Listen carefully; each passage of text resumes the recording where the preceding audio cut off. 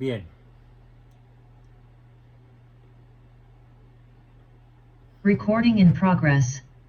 Bueno, pues comienzo la sesión platicándoles que con mucha frecuencia, sobre todo hace tiempo, muchas personas me han preguntado que por qué cuando yo rezo el Padre Nuestro no digo perdona nuestras ofensas, como nosotros perdonamos a los que nos ofenden, sino que recurro a la vieja fórmula milenaria que fue escrita, que fue dictada por el mismo nuestro Señor Jesucristo cuando habló de deudas. En el idioma arameo, que es el que Cristo hablaba, se habla de deudas, no se habla de ofensas, porque la deuda es mucho más amplia que la ofensa. La palabra deuda incluye las ofensas, pero las ofensas pueden no incluir las deudas. Y lo vamos a entender mejor en la medida en la que, a pesar de que no estoy disfrutando de una buena salud, haré mi mejor esfuerzo por estar unos 40 minutos de exposición con ustedes, tal vez un poquito menos, tal vez un poquito más, y después muy breve espacio para preguntas, en espera de que con la medicina adecuada que ya estoy tomando pueda recuperar mi salud para la sesión del viernes.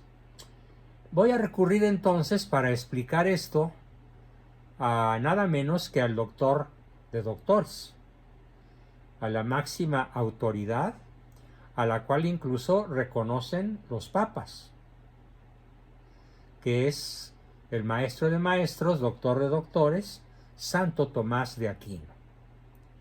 Sin una particular intervención del Espíritu Santo en la vida del medioevo, allá por el año de 1200 y pico en el que vivió Santo Tomás, sin una particular intervención además en la vida del santo, Santo Tomás, del Espíritu Santo, difícilmente podríamos decir que no existe sustento para hablar de la palabra deudas, como en inglés, que se ha respetado debt, deuda. Entonces, vamos a ver que el Padre Nuestro tiene varias peticiones. Y no es que menosprecie las 4 anteriores, pero debido a que el lunes hemos comenzado con nuestro tema sobre el perdón, entonces voy a continuar con ese tema, al menos por esta sesión, con el tema del perdón, pero en este caso apoyándome de ese espíritu privilegiado, de esa preclara inteligencia insuperable, como es reconocido en toda la historia de la Iglesia, de Santo Tomás de Aquino. Entonces, Santo Tomás nos platica lo siguiente. Voy a ir leyendo y comentando. La quinta petición dice, y perdónanos nuestras deudas. Pero fíjense, es perdónanos, no es perdona, sino perdónanos nuestras deudas. Aunque parezca pleonasmo, aunque parezca una repetición, es importante conservar la forma original. Perdónanos nuestras deudas, así como nosotros perdonamos a nuestros deudores. Dice Santo Tomás que hay algunos seres humanos dotados de gran sabiduría y fortaleza, pero que por confiar demasiado en su capacidad no efectúan sabiamente sus obras, ni llevan a su término lo que pretenden. Lo cita Santo Tomás aprovechándose de lo que nos dice el libro de los Proverbios en el capítulo 20, versículo 18. Las empresas con el consejo se afianzan, pero advirtamos que el Espíritu Santo, que da la fortaleza, también da el consejo. Porque todo buen consejo relativo a la salvación de los hombres del Espíritu Santo procede. Todo buen consejo relativo a la salvación de los hombres procede del Espíritu Santo. Ahora bien, ¿el consejo le es necesario al hombre? Y por si alguna feminista me escucha, cuando yo digo hombre, estoy incluyendo al género humano. Así que no tengo que decir frijoles y frijolas. No tengo que decir hombres y mujeres, porque la persona que me escuche y que no sepa buen español va a protestar porque no dije el hombre y la mujer. Aunque digamos el hombre, nos estamos refiriendo a la humanidad, que engloba a todos los seres humanos. Entonces, es necesario al hombre el consejo cuando vive en tribulación. Como la consulta de los médicos a los médicos cuando alguien enferma. Como yo, que me la he pasado entrando y saliendo de consultorios para ver si finalmente doy con un médico acertado que pueda encontrar qué es lo que me pasa y siguiendo sus consejos poder salir del agujero, del hoyo en el que me encuentro desde el punto de vista de mi salud física. Por lo cual, también el hombre, como espiritualmente está enfermo por el pecado, para sanar necesita pedir consejo. En el libro de Daniel, capítulo 4, versículo 24, se ve que el consejo le es necesario al pecador. Cuando le dice a Nabucodonosor, el rey de los persas, oh rey, acepta mi consejo, redime con limosnas tus pecados. Ese consejo le da Daniel a Nabucodonosor.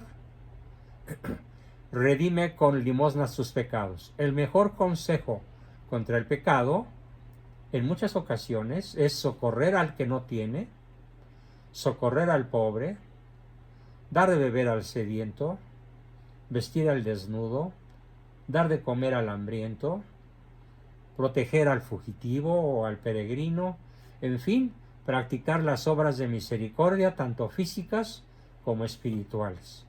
Es la mejor manera, dice Santo Tomás, de redimir nuestros pecados. Independientemente, por supuesto, de la confesión y la comunión, del recurrir a los sacramentos. Por lo cual, el Espíritu Santo enseña a los pecadores que pidan y oren, que pidamos y que oremos. Perdónanos nuestras deudas. Por otra parte, ojo, aquí viene la explicación literal, viene la explicación literal y literaria de por qué es correcto utilizar la palabra deuda en vez de la palabra ofensa, en plural o en singular. Porque por otra parte, fíjense muy bien, a Dios le debemos lo que le quitamos de su derecho. Una ofensa a Dios, una blasfemia contra Dios, una actitud díscola, agresiva, inmisericordiosa contra el prójimo, es algo que le quitamos a Dios. Y por lo tanto, le quedamos a deber. Ahora bien, el derecho supremo de Dios, porque para eso nos creó, el derecho supremo de Dios es que hagamos su voluntad, prefiriéndola a la nuestra. Así es que menoscabamos su derecho cuando preferimos nuestra voluntad a la suya. Y entonces quedamos en deuda. Y quedamos en deuda y en pecado mortal. Dice Santo Tomás, los pecados son deudas nuestras con Dios. Por lo mismo, el consejo del Espíritu Santo es que le pidamos a Dios el perdón de nuestros pecados, por lo cual le decimos a Dios, perdónanos nuestras deudas. Claro, son palabras huecas si no hay un auténtico interés en el arrepentimiento y la rectificación mediante una saludable y perfecta contrición. En estas últimas palabras, perdónanos nuestras deudas, Santo Tomás nos habla de que podemos considerar tres cosas.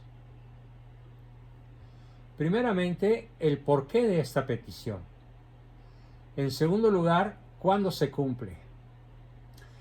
En tercer lugar, ¿qué se necesita de nuestra parte para que se cumpla? En cuanto a lo primero, debemos saber que de esta petición podemos colegir. ¿Alguien no entendió la palabra colegir?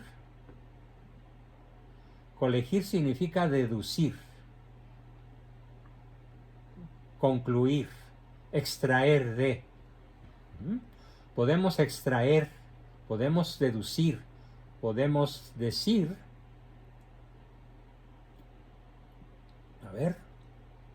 colegir dos cosas que les son necesarias a los hombres en esta vida. Una es que el hombre se mantenga siempre en temor de ofender a Dios, no en temor a Dios, no. No miedo a Dios, no temor a Dios, sino temor a ofenderlo. Y la humildad. Siempre vivir en el temor a ofender a Dios y en la humildad. Son las dos condiciones primarias para rezar un Padre Nuestro que tenga un gran impacto en nuestra salud espiritual. En efecto, dice Santo Tomás, ha habido algunos hombres tan presuntuosos que enseñaron que el hombre puede vivir en este mundo de tal manera que por sí mismo le es posible evitar el pecado. Falso de toda falsedad. Pero esto a nadie le ha sido dado sino solo a Cristo, que poseyó el Espíritu Santo sin medida, y a la Santísima Virgen, que fue la llena de gracia, concebida inmaculada, sin pecado original, en la que no hubo ningún pecado, como dice San Agustín. De ella, o sea de la Virgen, no quiero hacer ninguna mención cuando se trata del pecado. Entre comillas, dice San Agustín, de ella, o sea de la Virgen, no quiero hacer ninguna mención cuando se trata del pecado. Pero a ninguno de los otros santos se le concedió el no incurrir, al menos en algún pecado venial. Dice San Juan capítulo 1 versículo 8, si decimos que no tenemos ningún pecado, nos engañamos a nosotros mismos y no hay veracidad en nosotros. Esto mismo se demuestra por esta petición. En efecto, es evidente que a todos, aun a los mismos santos, les conviene repetir siempre estas palabras del Padre Nuestro. Perdónanos nuestras deudas. Así es que todos reconocemos y todos confesamos que somos pecadores y por ende deudores. Por lo tanto, como somos pecadores, debemos temer por haber ofendido a Dios y humillarnos ante Dios. Y en un momento dado, humillarnos ante el prójimo a quien hemos ofendido, para poderle pedir realmente perdón de todo corazón. La otra enseñanza, dice Santo Tomás, es que vivamos siempre en la esperanza. Porque aun cuando somos pecadores, fíjense qué belleza de concepto, porque aun cuando somos pecadores, no debemos desesperar, no sea que la desesperación nos lleve a males mayores y a cometer diversos pecados, como dice el apóstol Pablo en Efesios 4, versículo 19.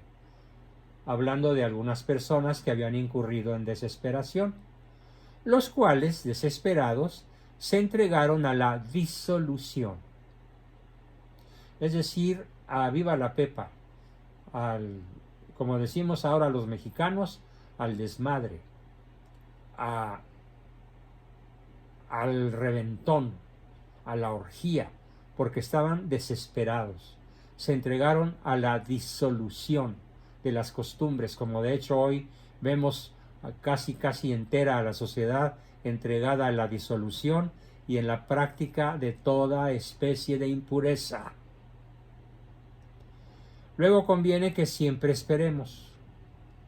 Luego conviene que siempre cultivemos la esperanza, porque por más pecador que sea el hombre, conviene esperar, pues si se arrepiente y se convierte perfectamente, Dios nos perdona. No podemos pues desconfiar nunca, jamás, de la misericordia de Dios. Ahora bien, tal esperanza se fortalece en nosotros cuando pedimos: perdónanos nuestras deudas, Señor, perdónanos nuestras deudas. Esta esperanza la arrancaron desde hace muchos siglos una secta que se llamó la secta de los novacianos. Y bueno, prácticamente todas las sectas protestantes, que se pueden contar de ellas como 500,000, tan solo en los Estados Unidos, suelen incurrir en ese tipo de errores. Bueno, pues los novacianos dijeron que quienes pecaran, aunque fuera una sola vez después del bautismo, nunca obtendrían misericordia. Terrible. Entonces toda la raza humana estaría condenada, porque ¿quién no peca? Pero esto no es verdad, puesto que la palabra de Cristo es verdadera. Cristo afirma en Mateo 18, versículo 32, te perdoné toda deuda, vean qué belleza, te perdoné toda tu deuda porque me lo rogaste. Vale la pena tener muy presentes estas palabras. Te perdoné todas tus deudas porque me lo rogaste. Así es que en cualquier día que pidas, podrás alcanzar misericordia. Si ruegas con dolor de tus pecados. Así pues, de esta petición brotan el temor y la esperanza, porque todos los pecadores contritos y que se confiesan alcanzan misericordia. Ahora, en el remoto caso, o probable caso, que alguno de nosotros no tuviera a la mano un sacerdote para confesarse, recordemos cuán misericordioso es el Señor. Si físicamente es verdad que no tenemos acceso a un sacerdote que nos dé la absolución, pero que sea de a de veras la imposibilidad de tenerlo cerca o a la mano, ¿qué nos redime ante Dios? ¿Qué nos hace acreedores a su misericordia? Aun en la ausencia de la absolución del sacerdote, la perfecta contrición o dolor por nuestros pecados. Así de misericordioso es Dios. Por lo cual, para alcanzar esa misericordia es necesaria elevar esa esa oración dentro del Padre Nuestro. Y en cuanto a lo segundo, acuérdense que son 3 temas. En cuanto al segundo tema, o sea, cuando es oída esta petición de que se nos perdonan nuestras deudas, debemos saber que en el pecado hay 2 elementos. En todo pecado hay 2 elementos: la culpa con la que Dios es ofendido y la pena que debemos pagar por la culpa. Mas la culpa se perdona con la perfecta contrición. Yo me adelanté a lo que iba a decir Santo Tomás. La culpa se perdona con la perfecta contrición, que incluye el propósito de confesarse y satisfacer a las primeras de cambio, o en cuanto sea físicamente posible. Pero si esa persona muere en perfecta contrición, sin haber alcanzado, y no por su culpa, la confesión y la comunión, es perdonado. Así de grandioso, así de misericordioso es Dios. Salmo 21, versículo 5. Confesaré, dije yo, contra mí mismo, al Señor mi injusticia. Y tú perdonaste la impiedad de mi pecado. Ese fue el Salmo 21. Por lo tanto, no se debe desesperar, puesto que para el perdón de la culpa basta la perfecta contrición con el propósito de confesarse. Pero como nadie puede estar seguro de que su contrición sea perfecta, como enseña el mismo Santo Tomás, por eso no se puede comulgar sino después de haberse confesado debidamente. Eso, claro, es otra acotación muy importante. Pero quizá alguno diga, puesto que el pecado se perdona por la perfecta contrición, ¿para qué es necesario el sacerdote? Aguas. A lo cual debemos decir, señala Santo Tomás, que por la perfecta contrición Dios perdona la culpa, y la pena eterna se conmuta en pena temporal. Así es que queda obligado a la pena temporal. Para lo cual, o por lo cual, si muriese sin confesión, no por desprecio de ella, sino por falta de tiempo, iría al purgatorio, a expiar allí lo que no pudo expiar en la tierra.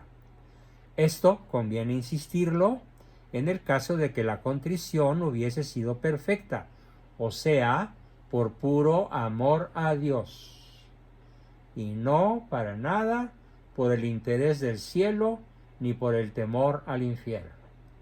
Como dice Santa Teresa, no me mueves, Señor, para quererte, el infierno tan temido y el cielo que me tienes prometido. Pues la sola atrición, que es la contrición imperfecta, por la sola atrición o contrición imperfecta sin la confesión, aunque ésta se desee, no perdona los pecados mortales. No. Así es que cuando te confieses, el sacerdote te absuelve de esta pena por el poder de las llaves del reino, por el poder al que te has sometido al confesarte. Y por eso dijo Cristo a los apóstoles, lo recalca San Juan, capítulo 20, versículos 22 a 23. Recibid el Espíritu Santo. Se les perdonan sus pecados a aquellos a quienes se los perdonares, y se les retienen a aquellos a quienes se los retuviereis.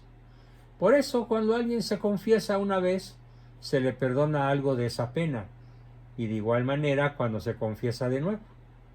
Y podría confesarse tantas veces que se le perdonara íntegramente. Además, los sucesores de los apóstoles encontraron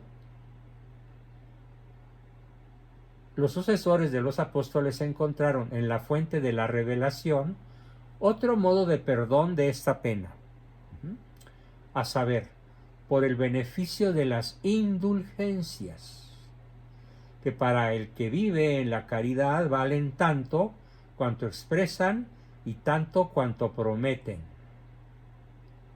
Es claro que el Papa tiene ese poder, porque muchos santos hicieron gran número de obras buenas y sin pecar, al menos mortalmente, y tales obras buenas las hicieron para la utilidad espiritual y aun material de la Iglesia, y por lo tanto de todos nosotros. Asimismo, los méritos de Cristo y de la Santísima Virgen están como en un tesoro, por lo cual el Sumo Pontífice y aquellos a quienes él mismo conceda pueden distribuir esos méritos, ojo, donde lo consideren necesario. Repito, el Sumo Pontífice y aquellos a quienes él mismo lo conceda pueden distribuir esos méritos de Cristo donde lo consideren necesario. Por eso el valor de las indulgencias. tema que reveló a Lutero y por lo cual hizo una guerra que duró 100 años. Bueno, primero 30 y luego otros 100 en las guerras de religión.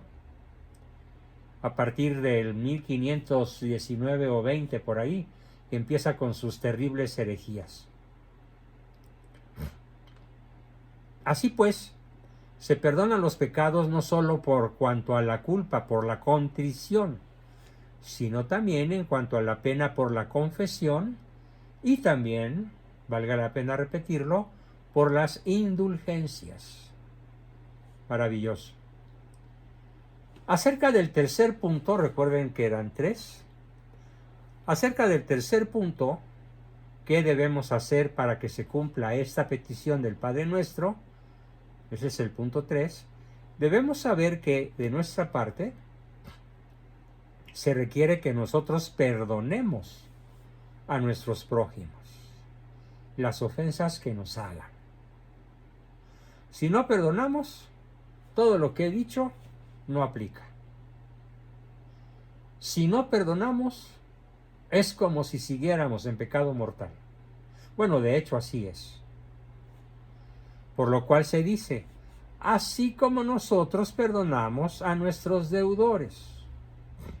Yo los invito a dejar de usar la palabra ofensas y volver, como yo siempre lo he hecho y los grandes santos y sabios de la Iglesia lo han hecho, a utilizar la expresión como Cristo la presentó, deudas, deudores, pues de otra manera Dios no nos perdonaría. En el Eclesiastés capítulo 28 versículo 3 dice, un hombre guarda encono contra otro hombre y de Dios espera su remedio. ¡Ah! ¡Qué mal! Un hombre, Lucas 6, capítulo versículo 37, perdonad y seréis perdonados. Así de rotundo, perdonad y seréis perdonados. Por lo cual solo en esta petición se pone una condición muy severa, al decir, así como nosotros perdonamos a nuestros deudores. Conclusión hasta donde voy. Por lo mismo, si no perdonas, no se te perdonará.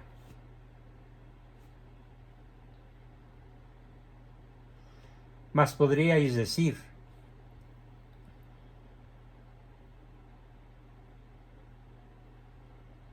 yo diré las palabras precedentes, a saber, perdónanos, pero callaré el así como nosotros perdonamos a nuestros deudores.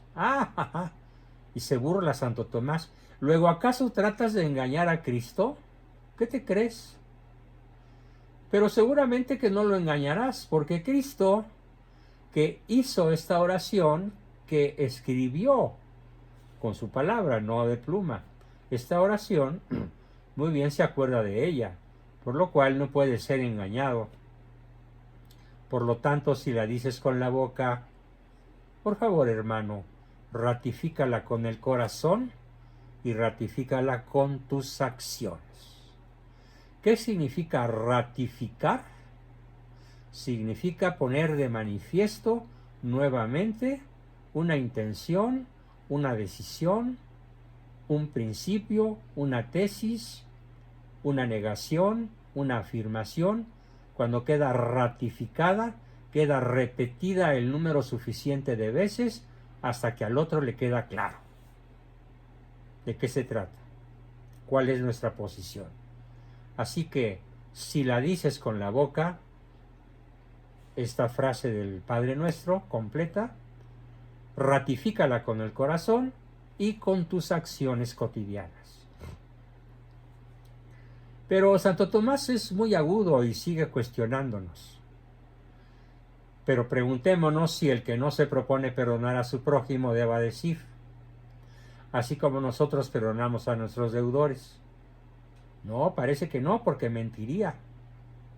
Debemos responder que no miente porque no ora en su nombre, sino en nombre de la Iglesia, la cual no es engañada ni puede serlo. No puede ser engañada. Por eso esta petición se expresa en plural. Observen, es en plural. Es la iglesia entera la que pide perdón. Nosotros al decir, perdónanos nuestras deudas, así como nosotros perdonamos a nuestros deudores, estamos siendo la voz de toda la iglesia completa. Pero es de saber que de dos modos se perdona. Uno es de los perfectos, o sea, que el ofendido busca al ofensor. En el Salmo 33 se nos aclara, busca la paz con el ofensor y con el ofendido. El otro es común a todos, al que todos estamos obligados, o sea, que se le conceda el perdón al que lo pida. Perdona a tu prójimo que te agravia. Y cuando lo pidas, te serán perdonados tus pecados. De esto se sigue otra bienaventuranza. Y con esto termina mi exposición, porque ya mi voz está a punto de acabárseme. Bienaventurados los misericordiosos, o sea, los que perdonamos de corazón. A veces qué difícil es perdonar, sobre todo a quien nos persigue, al traidor a la patria, al adúltero, al engañador, al que nos hizo un daño que parece irrecuperable e imposible de perdonar, como alguien en la sesión del lunes preguntaba, y no la voy a balconear, no voy a decir quién es, pero ella sabe quién es, preguntó, ¿y es posible perdonar una violación?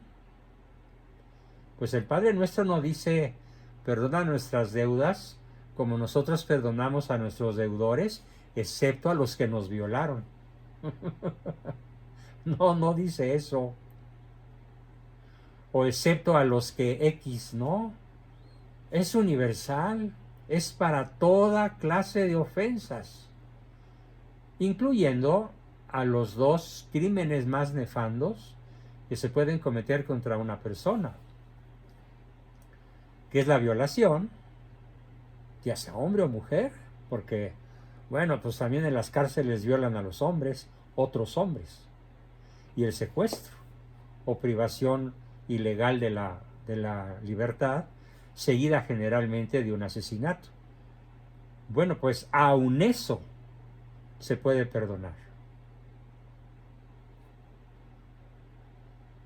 O mejor dicho, más que se puede perdonar, me quedé corto. Yo diría, nos conviene perdonar. Porque ¿quién de nosotros podría decir que no ha cometido pecados que claman al cielo? ¿Quién de nosotros podría decir, como aquel fariseo que llegaba al templo y soltaba sus talegas llenas de dinero y gritaba, gracias Señor te doy, porque no soy como los demás hombres? Y luego la viejecita que dejó un ochavito por ahí, una monedita muy discretamente. Y Cristo pregunta, ¿quién encontró justificación? El que entró gritando al templo para que todos lo vieran y soltando su dinero para que todos lo aplaudieran, o la viejecilla que dejó su óbolo discreta y silenciosamente. ¿Quién alcanzó la misericordia? ¿Quién complació a Dios? Obviamente la respuesta es obvia, ¿no? Perdón por la repetición. Bien, con eso terminamos la exposición de hoy. No pensé llegar ni a los 30 minutos, pero logré hacerlo. Y vamos a dedicar unos pocos minutos, hasta donde las fuerzas me alcancen, para que podamos comentar, platicar, preguntar, aportar y todo lo que solemos hacer al terminar cada sesión. Recording stopped. Adelante, ¿quién quiere comenzar? Recording in progress.